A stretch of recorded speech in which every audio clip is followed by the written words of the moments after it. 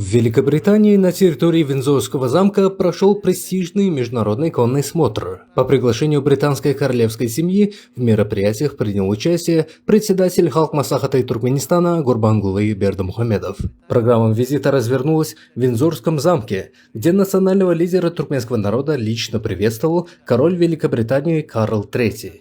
Монарх с теплотой вспомнил их прошлую встречу в Турции в 2015 году и отметил, что в королевской семье высоко ценят знаменитых туркменских ахалтекинцев. Карл III выразил надежду, что в следующем году небесные скакуны из Туркменистана вновь примут участие в британских конных шоу. Особое внимание на переговорах уделили социальной сфере. На встрече с монархом присутствовала вице-президент благотворительного фонда имени Гурбангулы Бердымухамедова Атабаева.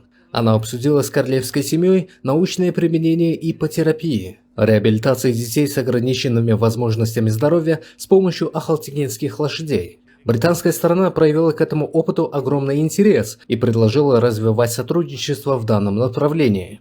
Встреча с принцем Эдвардом и его супругой, герцогиней Эдинбургской Софи, прошла в неформальной исторической атмосфере. Гурбангулы Бердымухамедов напомнил, как в 1956 году туркменский коневод преподнес в дар молодой королеве Елизавете II ахалтекинца редкой золотисто-соврасой масти по кличке Мелигуш. По легенде, когда коня вывели к королеве, она попросила надеть на него всю драгоценную упряжь, но образ казался ей незавершенным. И только когда в седло вскочил туркменский джигит в алом доне и папахе, Елизавета II произнесла: «У туркмен конь украшает джигита, а джигит украшает коня». Этот рассказ вызвал особые эмоции у британской стороны. В рамках культурной программы на территории Виндзора развернулась выставка, посвященная ахалтекинцам, где были представлены образцы национальной конной упряжи и ювелирные изделия туркменских мастеров. Затем с трибун Виндзорского замка Гурбангулы Бердымухамедов наблюдал за международными конными выступлениями.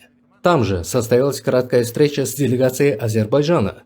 Начальник погранслужбы республики Эльчин Гулиев передал Бердымухамедову специальные подарки от президента Ильхама Алиева, после чего на арене выступили азербайджанские наездники. В завершение визита председатель Халк Маслахаты вручил королю Карлу III и герцогу Эдинбургскому памятные подарки и официально пригласил членов британской королевской семьи посетить Туркменистан. В этом году страна отмечает 35-летие своей независимости, и к этой дате приурочены масштабные праздничные мероприятия, в том числе конно-спортивные. Как отметили в Виндзоре, приглашение было принято с большой благодарностью. После официальных проводов авиалайнер туркменской делегации отбыл в Ашхабад.